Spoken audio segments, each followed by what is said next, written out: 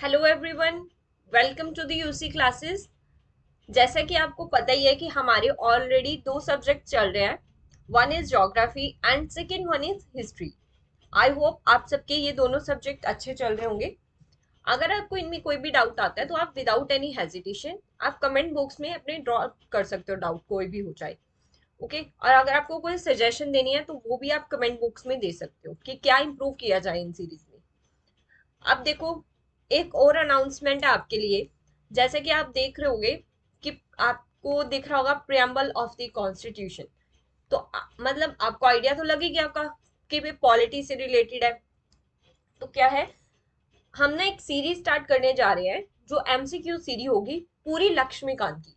लक्ष्मीकांत को हम एमसीक्यू के थ्रू सॉल्व करेंगे। सबसे पहले हम बेसिक क्वेश्चंस करेंगे, फिर हम जाएंगे लाइक जो स्टेटमेंट बेस्ड क्वेश्चन होते हैं, थ्री और statement four statement based, specially जो कि पूछे जाते हैं यूपीएससी या स्टेट एग्जाम्स में। स्टेट एग्जाम्स में देखो ये नहीं है कि हम वन लाइनर क्वेश्चंस नहीं आते, आते हैं, बट उनका प्रोपोर्शन जो है ना वो बहुत थोड़ा कम हो गया है।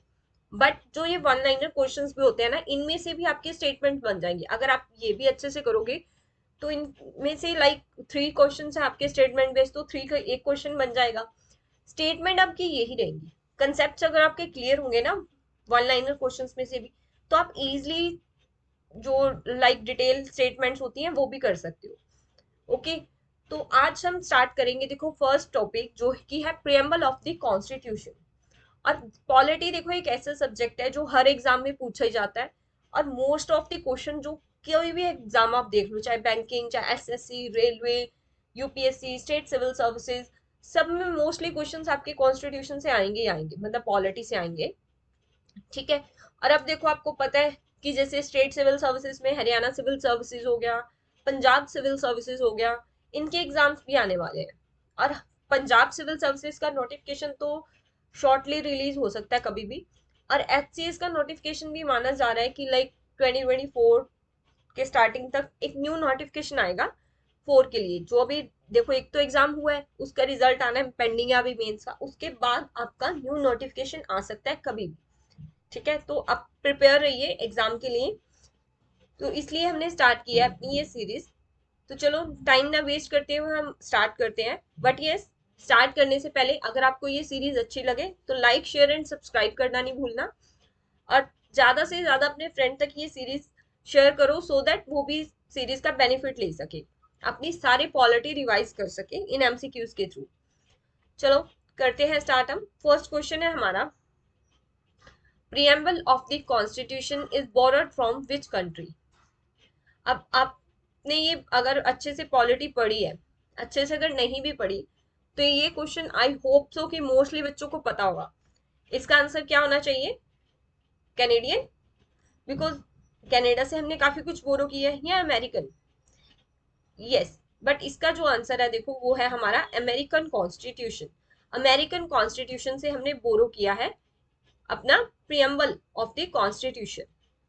ओके, हमने कैनेडियन से भी की है बोरो, ब्रिटिश से भी किया है, इरिश से भी किया है। बट हम देखेंगे ग्रेजुअली कि किस लाइक कंट्री ने क्या क्या बोरो किया है।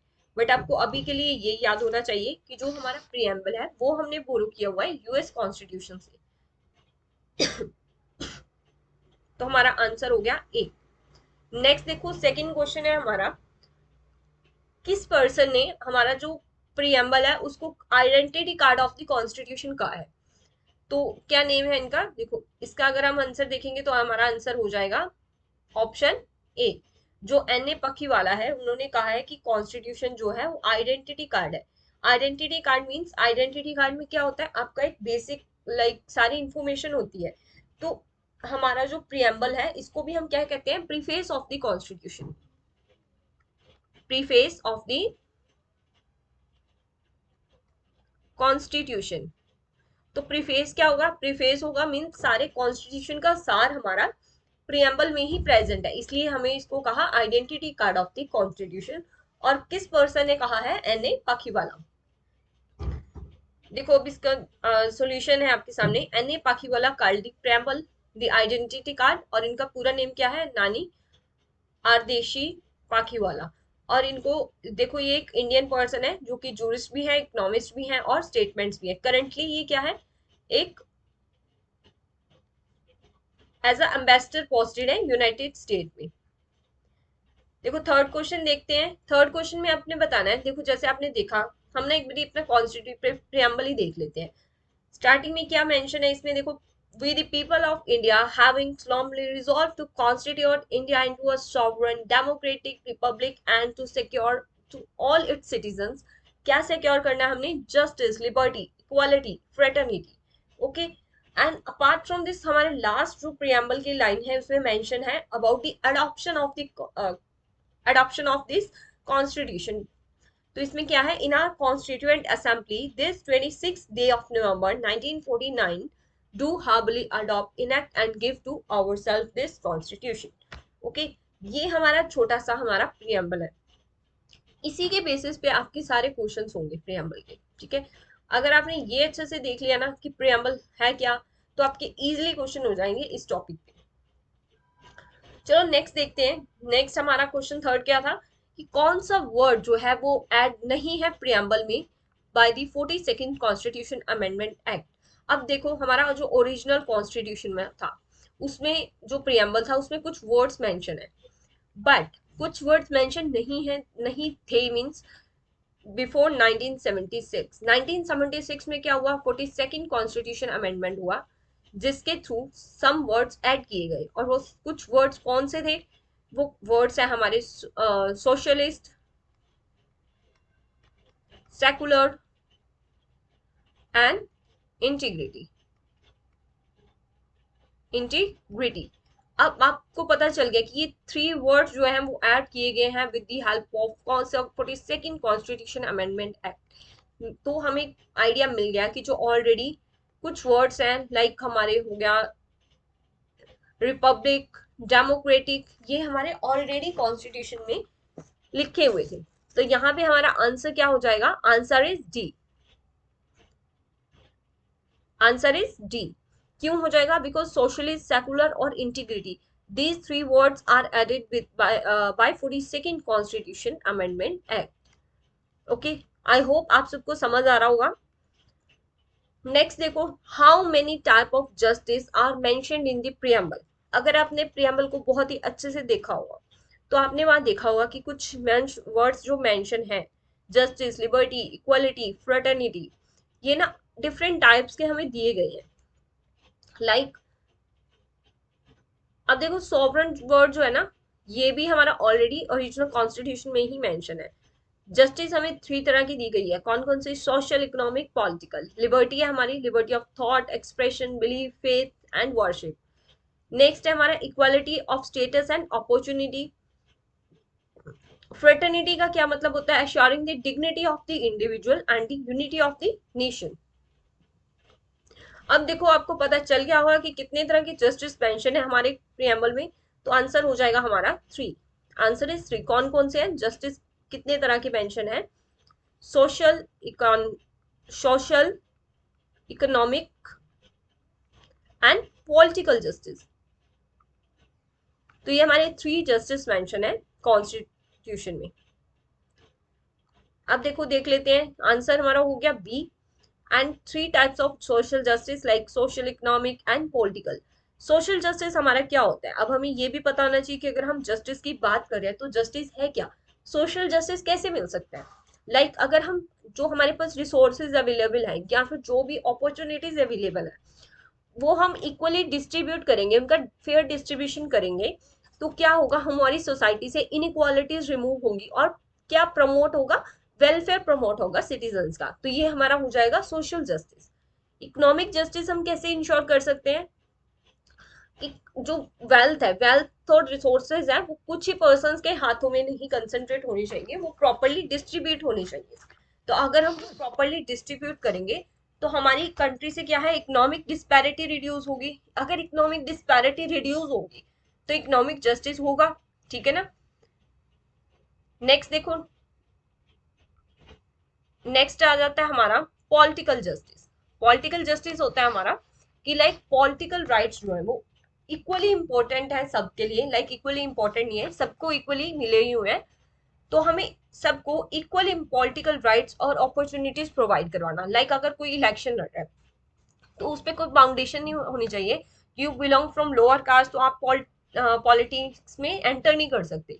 हर एक के पास इक्वल राइट्स होने चाहिए so that they can participate and हमारा जस्टिस जो है वो इंश्योर हो सके। अगर कुछ ऐसा गलत हो रहा है तो हम उसके अगेंस्ट एक्शन ले सके। ओके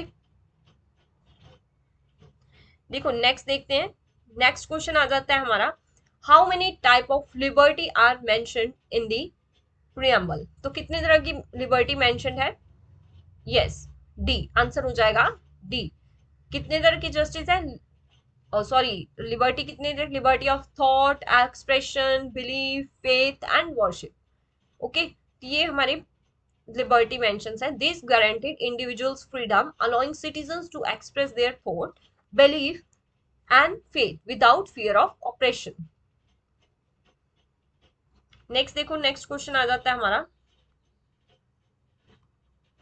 देखो ये जो आप क्वेश्चन कर रहे हो ना, आपको लग रहा होगा कि वन लाइनर या वन वर्ड्स क्वेश्चन है, बट इन्हीं क्वेश्चंस में से आपकी स्टेटमेंट्स बनेगी। अगर आपको ये क्लियर हो गए, लाइक देखो आपको पूछा जा सकता है कि preamble is the preface of the constitution, which of the following statement is correct for the preamble? A statement आ जाएगी preamble is preface of the constitution। Second आ जाएगी there are 4 types of liberty mentioned in the preamble। Third statement आ जाएगी 42nd constitution amendment act add almost all words including republic, democratic, sovereign, secular and integrity। तो अब इनमें से क्या हुआ, आपकी ओनली फर्स्ट स्टेटमेंट ही करेक्ट होगी, बिकॉज सेकंड स्टेटमेंट गलत इसलिए हो जाएगी बिकॉज 4 नहीं है, 5 तरह की लिबर्टी मेंशन है। सेकंड ऑल वर्ड लगा दिया और उसके सामने वर्ड्स भी लिख दिए सारे। अगर देखो अगर आप ध्यान से पढ़ोगे नहीं ना एग्जाम्स में स्टेटमेंट को, तो आप हमेशा क्वेश्चन गलत करके ही आओगे। इसलिए आपको क्वेश्चन में ना बहुत ध्यान से पढ़ना है, फिर आपको उसका आंसर देना है। और ये जो वन वर्ड आपको क्वेश्चन दिख रहे हैं, अगर आप इन वन वर्ड्स को इजीली कर लोगे तो आपके स्टेटमेंट बेस्ड क्वेश्चन जो है ना वो कहीं नहीं गए, वो आराम से आपके होंगे। ओके अब देखो how many type of equality are mention in the preamble. कितने तरह की इक्वालिटी मेंशन है? यस आपको पता होना चाहिए 2, 3, 4 या 5। कितने तरह की मेंशन है? 2।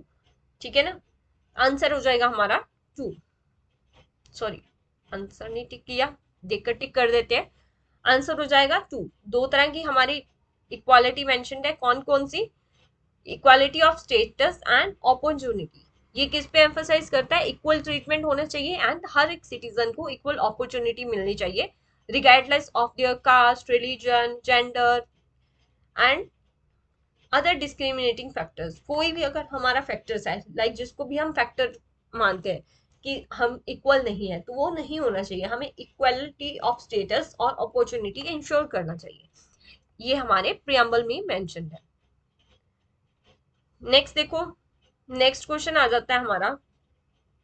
नेक्स्ट क्वेश्चन जो है वो है हमारा रिलेटेड कि जो कॉन्स्टिट्यूशन असेंबली ने कब अडॉप्ट किया था कॉन्स्टिट्यूशन को। On which date constitution assembly had adopted the constitution. तो कब अडॉप्ट किया था? अगर आपने प्रियम्बल को बहुत ही अच्छे से देखा होगा तो इसका आंसर आपको अभी तक मिल गया होगा। तो यस क्या आंसर है हमारा? आंसर हो जाएगा यस, आंसर इज ए। अब देखो सेकंड थिंग, आपको मैं एक बात बताना चाहूंगी कि आप ये जो सॉल्व कर रहे हो ना क्वेश्चंस, ये आपको कैसे करने हैं। ये नहीं है कि आप अपना देख रहे हो बस आंसर देख रहे हो दैट्स इट। आपको पेन कॉपी लेके बैठना है, पेन कॉपी लेके बैठो। जब आप क्वेश्चन पढ़ो, क्वेश्चन पढ़ के आंसर आप खुद से लगाओ। वीडियो को आपने पॉज करना है, पॉज करने के बाद खुद अपना आंसर दो, फिर आप देखो कि इसका करेक्ट आंसर क्या हुआ। अगर आप खुद ही आंसर देख रहे हो फिर उसका कोई बेनिफिट नहीं है। ठीक है, आपको practice proper as a exam ही करनी है। पेन पेपर लेके बैठो, फिर उसको देखो, अपना आंसर लगाओ, फिर आंसर देखो, चेक करो। एंड में आप इवेल्युएट करो कि आपके कितने क्वेश्चंस ठीक हुए हैं। फिर अपनी प्रिपरेशन को देखो कि आपके ये टॉपिक रियलिटी में कवर है या नहीं, आपको और रिवीजन की नीड है या नहीं। ठीक है, अब देखो जैसे कि कॉन्स्टिट्यूशन असेंबली ने अडॉप्ट किया था नवंबर 26, 1947, बट ये क्या था? इंडियन कॉन्स्टिट्यूशन जो अडॉप्ट किया गया था वो हुआ था जनवरी 26, 1950 को। on the day of Republic Day. After the final draft was prepared, it was adopted on 26 November 1949 and came into effect in January 26, 1950. This date was chosen to commemorate the declaration of India's independence from the British on the January 26, 1930. The Constitutional Assembly of India composed of, क्या था जो Constitution Assembly थी वो किससे बनी हुई थी, like elected representative थे उसमें from various regions and communities, played a vital role in drafting and finalizing the constitution. The drafting process took almost 3 years. Almost क्या 3 years लगे थे. अगर हम एग्जैक्टली देखें तो 2 साल 11 महीने 18 दिन, 2 year 11 months. ये भी आपको क्वेश्चन आ सकता है. और आई थिंक डेज का आप एक बार चेक कर लेना कि कितने थे, 8 थे या 18 थे. ठीक है. During which intense debate and discussions were held to ensure that the constitution reflected the diverse aspiration of the Indian population. On the day of adoption, Indian Constitution replaced the Government of India Act 1935 as the governing document of the country. Dr. Rajendra Prasad became the first president of India and the country officially became a democratic republic with a president as a head. जब हमने अपने constitution को adopt कर लिया था तो क्या हुआ था, हमारा जो 1935 का एक्ट था वो रिप्लेस हो गया था. फर्स्ट हमारे प्रेसिडेंट कौन थे, डॉक्टर राजेंद्र प्रसाद, जो जिनको हम कहते हैं head of the state. Head of the government हम किसको कहते हैं, अगर आपको आइडिया हो तो ये आप क्वेश्चन बताओगे कमेंट बॉक्स में. Head of government, head of government कौन होता है, कमेंट बॉक्स में बताना है अपनी ये आंसर. नेक्स्ट देखो, नेक्स्ट हमारा क्वेश्चन आ जाएगा, which of the following is not a part of the 4 ingredients of the preamble. कि हमारे प्रियम्बल में क्या क्या मेंशन है. आपको एक तो क्वेश्चन बहुत ध्यान से पढ़ना है. अब देखो इसमें नॉट लिखा गया, नॉट अ पार्ट, तो आपको ये पहले ही अंडरलाइन कर लेना है कि नॉट बताना है, not a part of the 4 ingredient of the preamble. तो अब देखो source of the authority of the constitution, yes ये हमारे कॉन्स्टिट्यूशन में मेंशन है. क्या है कि सोर्स कहाँ से में मिलता है, people. Okay, nature of Indian state कैसा है, डेमोक्रेटिक रिपब्लिक, ये भी हमारा मेंशन है. ऑब्जेक्टिव क्या है हमारा, ये भी मेंशन है. इम्प्लीमेंटेशन डेट, अब देखो सारे इम्प्लीमेंटेशन डेट भी मेंशन है ना. तो अब इसका आंसर क्या होगा, अगर देखो अब आपने ध्यान से पढ़ा हो तो इसमें हमें क्या कैच पॉइंट है, date of implementation of the constitution.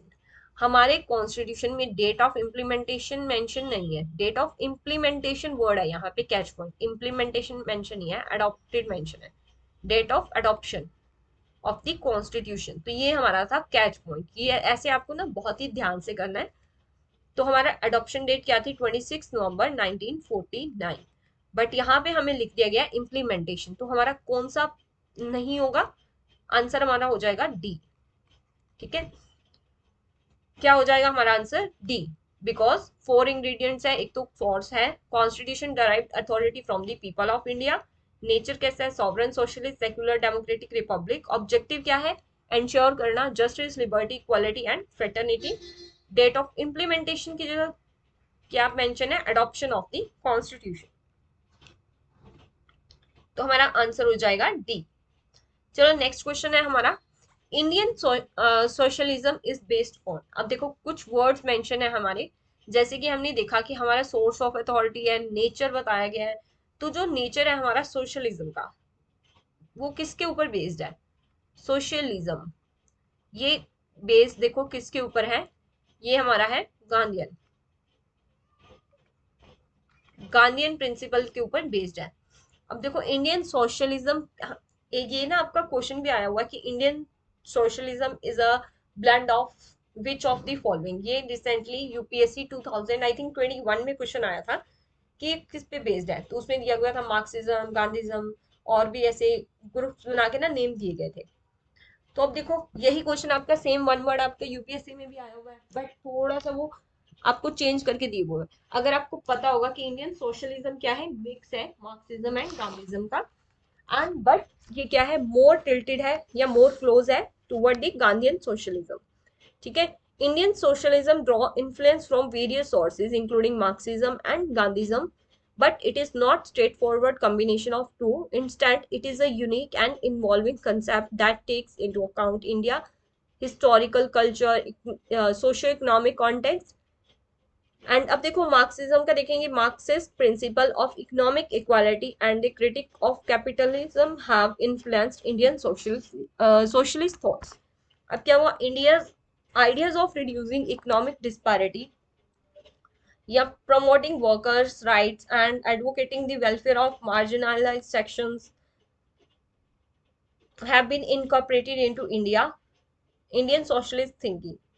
Okay अब महात्मा गांधी क्या कहते हैं, Mahatma Gandhi emphasise on self sufficiency, rural development and decentralisation of economy, like Gram Swaraj. However, Indian socialism goes beyond the influence of to address the specific need.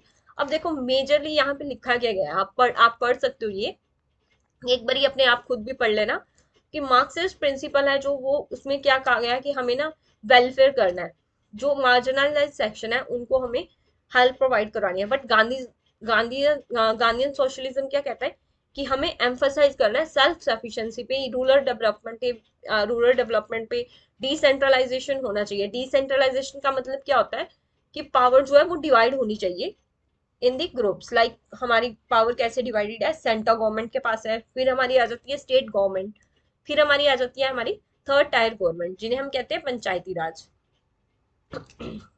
तो ये होना चाहिए. इसलिए हम कह सकते हैं कि मोर टिल्टेड किस साइड है, गांधीयन.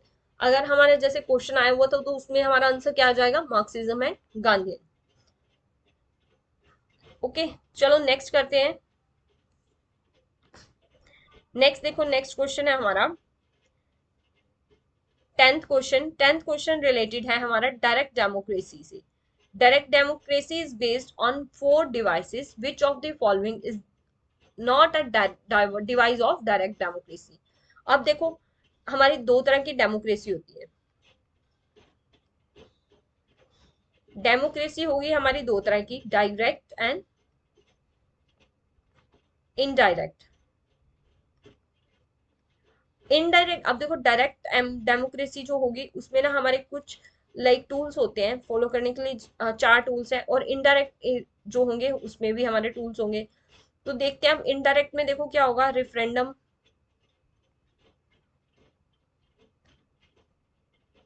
इनिशिएटिव,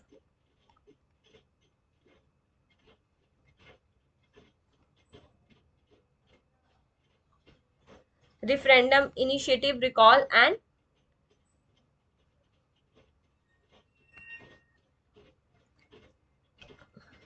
सॉरी देखो, यस, फर्स्ट हमारा हो जाएगा रेफरेंडम, सेकंड है इनिशिएटिव, थर्ड हो जाएगा हमारा रिकॉल, फोर्थ होना हमारा जो है वो है प्लेबिसाइड.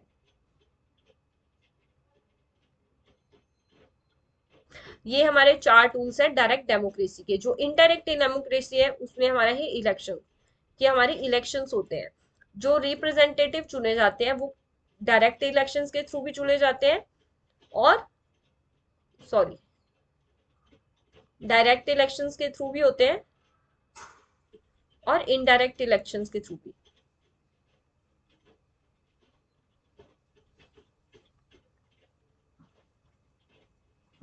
अब देखो आपको आंसर पता चल गया होगा. आंसर हमारा क्या है, not a device of direct democracy is election. Answer is C. अब देखो नेक्स्ट हम, ये आपको सारा लाइक जो भी आपको दिया गया ना डिटेल एक्सप्लेनेशन, ये भी आप पढ़ सकते हो. 4 टूल्स कौन से हैं, referendum, initiative, recall and plebiscite. Referendum क्या होता है, रेफरेंडम में डायरेक्ट वोट होती है in which entire electorate is asked to vote on a specific issue of policy. It is initiated by the government or a petition from the citizen. Referendum are used to make decision on important issues such as changes of the constitution, major policy change or territorial matter. अब देखो referendum direct, recently एक referendum हुआ था country में, I forgot the name of that country. तो referendum का मतलब क्या हो गया, डायरेक्टली वोट होती है जिसमें कोई स्पेसिफिक इश्यूज के ऊपर सिटीजन्स के व्यूज लिए जाते हैं. लाइक वो स्पेशल इश्यूज कौन से हो सकते हैं, कॉन्स्टिट्यूशन से रिलेटेड हो गया, पॉलिसी चेंज से हो गया या फिर टेरिटोरियल मैटर से रिलेटेड हो गया। अब देखो इनिशिएटिव क्या होता है, initiative allow citizen to propose new laws और change to existing law through the petition process. इसमें क्या कर सकते हैं इनिशिएटिव के थ्रू, सिटीजन जो है वो कोई भी नया लॉ प्रपोज कर सकते हैं, ठीक है। It's if a certain number of signatures are collected, proposed initiative is put to the public vote. If the initiative receives a majority of vote, it became law. मतलब देखो इसमें क्या, अगर हम एग्जांपल से देखें कि इनिशिएटिव क्या होगा, कि आपको लग रहा है कि कोई ये रूल होना चाहिए, तो आप सफिशिएंट नंबर ऑफ जो हमें चाहिए सिग्नेचर्स करवा लो। अगर वो आप के पास सिग्नेचर्स आ जाते हैं तो वो आपका पब्लिक वोट के लिए चला जाएगा, पब्लिक वोट देगी। अगर मेजॉरिटी वोट आपको मिल जाते हैं तो वो आपका जो प्रपोज लॉ है, प्रपोज लाइक जो आप चाहते हो कि ये लॉ होना चाहिए या इसमें चेंजेस होने चाहिए, तो वो क्या हो जाएगा, इन फ्यूचर लॉ बन जाएगा। अब देखो रिकॉल क्या होता है, recall allows citizen to remove elected official, कि जो हमारे इलेक्टेड है, रिकॉल के थ्रू कोई भी है, देखो हमारी कंट्री में इलेक्ट किया हुआ है वो अच्छे से काम नहीं कर रहा, तो रिकॉल के थ्रू हम उन्हें उखाड़ के फेंक सकते हैं कि नहीं ये पर्सन अच्छे से काम नहीं कर रहा, हमें नहीं पसंद, अब हमें नया पर्सन चाहिए। रिकॉल के थ्रू क्या होता है, allow citizen to remove elected official from office before their term is completed.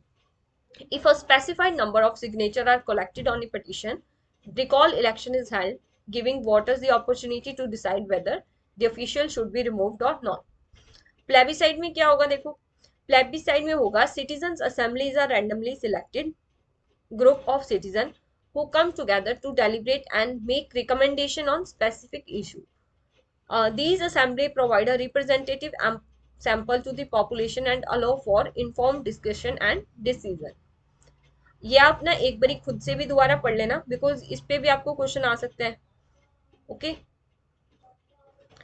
अब देखो नेक्स्ट क्वेश्चन पे चलते हैं, 11th question. 11th question related है हमारा democratic. The term democratic is used in the preamble, a border sense of democratic means. Democratic का मतलब क्या है, डेमोक्रेटिक हमारा मेंशन है प्रियम्बल में, तो इसका मीनिंग बताना है। अब देखो डेमोक्रेटिक में पॉलिटिकल डेमोक्रेसी भी होगी, सोशल भी होगी, इकोनॉमिक भी होगी, तो हमारा आंसर क्या हो जाएगा, answer will be D, okay. Next देखो नेक्स्ट क्वेश्चन देखते हैं।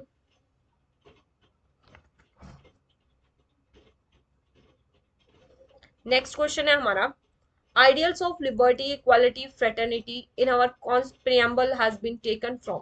अब देखो 4 वर्ड्स हैं, liberty equality fraternity and fourth कौन सा था, justice. Justice, liberty, equality and fraternity. अब आपको ये वर्ड्स पता होने चाहिए कि जो जस्टिस है ये हमने कहां से लिया है, रशियन कॉन्स्टिट्यूशन, रशियन रेवोल्यूशन से लिया गया है। और ये जो हमारे 3 वर्ड्स हैं, लिबर्टी, इक्वालिटी एंड फ्रेटर्निटी, ये हमने लिए हैं फ्रेंच रेवोल्यूशन से।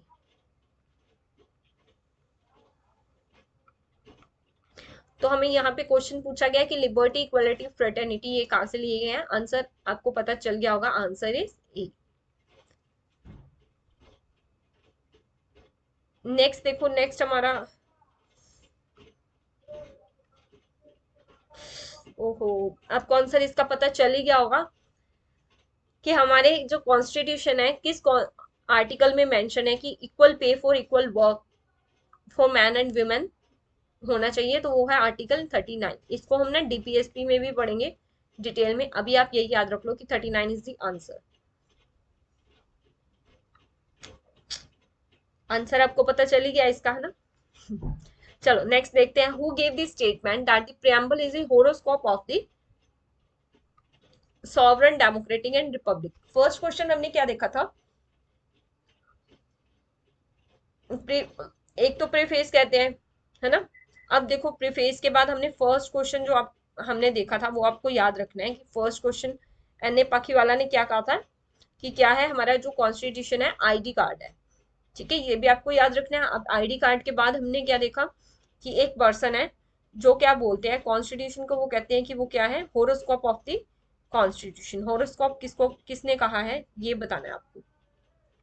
अब देखो अगर हम होरोस्कोप का देखें तो जो होरोस्कोप है वो कहा है के एम मुंशी ने। तो इसका आंसर हो जाएगा ए। के एम मुंशी ने कहा है होरोस्कोप ऑफ द कॉन्स्टिट्यूशन, किसको, प्रियम्बल को।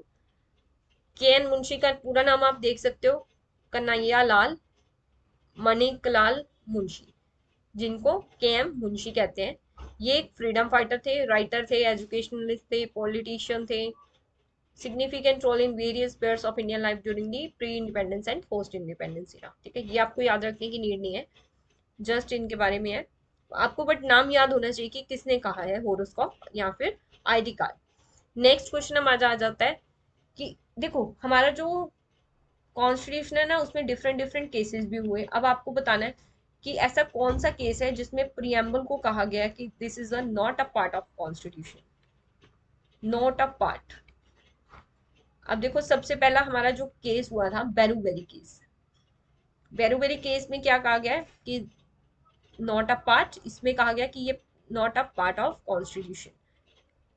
बेरूबेरी केस जो कब हुआ था, 1960 में, ये भी आपको याद रखना है।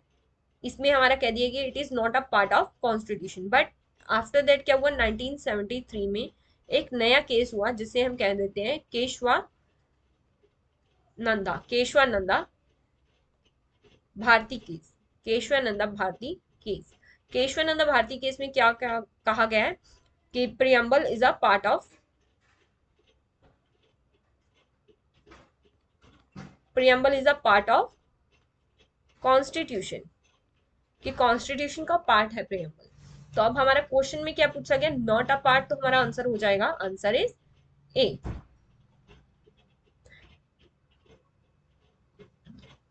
अगर हमें पूछा जाता कि which in which case the supreme court opine that preamble is a part of constitution, तो फिर हमारा आंसर होता बी। ठीक है, अब देखो नेक्स्ट क्वेश्चन पे चलते हैं हम। नेक्स्ट क्वेश्चन है which of the following is not true about the preamble. ये भी हमारा क्वेश्चन पूछा गया, आई थिंक ये भी 2021 या 2020 यूपीएससी में ही आया हुआ है ये भी। ठीक है, अब देखो इसमें दिया गया कि preamble is a part of constitution, preamble is neither a source of power to the legislature nor prohibit upon power to the legislature. Next हमारा इट इज नॉन जस्टिसेबल। फिर हमारा आ जाएगा it's provision can be enforceable in court of law. तो अब आपको बताना है कि कौन सा आंसर होगा। अब देखो प्रियम्बल पार्ट तो है कॉन्स्टिट्यूशन का, इसको तो हम कह ही नहीं सकते कि ये गलत है। सेकेंड हमारी स्टेटमेंट हो जाएगी neither a source of power to the legislature nor a prohibition upon the power of legislature। तो ये भी है हमारा, पावर भी नहीं है, ये भी हमारे ठीक है। नॉन जस्टिसेबल, नॉन जस्टिसेबल भी नहीं है। अब ये तो नहीं है कि प्रियम्बल में जो लिखा गया अगर हमें नहीं मिल रहा तो हम कोर्ट में जा सकते हैं। जस्टिसेबल ओनली क्या है, फंडामेंटल राइट्स है। Provision can be enforceable in court of law, court of law में इन्फोर्सेबल है।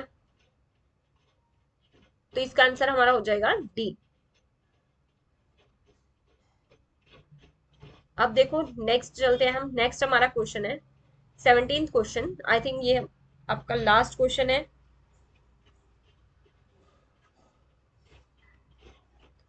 How many type of justice, liberty, equality, fraternity in that order have been mentioned in the preamble. कितने तरह की justice, liberty, equality mentioned है। अब देखो justice हमें पता है 3 तरह की है,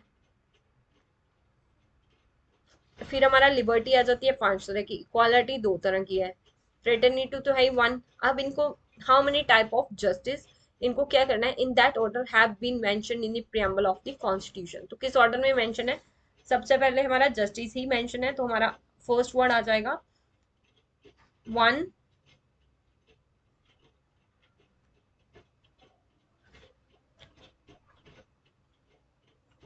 एक मिनट,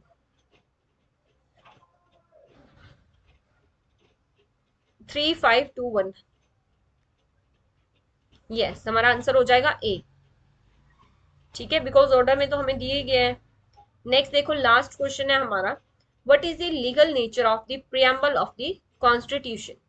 तो हमारे कॉन्स्टिट्यूशन का लीगल नेचर क्या है, it is enforceable, non enforceable, और it may be enforced in special circumstances या नन ऑफ दी अबव। ये क्वेश्चन आपके लिए है, इसका आंसर आप दोगे और इसका जो आंसर है आपको मिलेगा कमेंट बॉक्स में।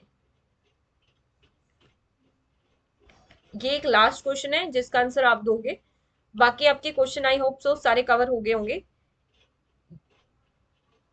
ये हमारे क्वेश्चन थे आज के लिए जो कि बहुत ही इंपॉर्टेंट है। आई होप आप सबको अच्छे से समझ आए होंगे। तो नेक्स्ट लेक्चर में हम करेंगे नेक्स्ट टॉपिक के ऊपर क्वेश्चन, जितने प्रियम्बल से क्वेश्चन बन सकते थे हमने इसमें कवर कर लिए।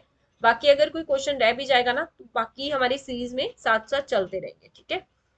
तो आई होप आपको सीरीज अच्छी लगी होगी, तो लाइक शेयर एंड सब्सक्राइब करना नहीं भूलना। ओके, तो चलो मिलते हैं नेक्स्ट लेक्चर में।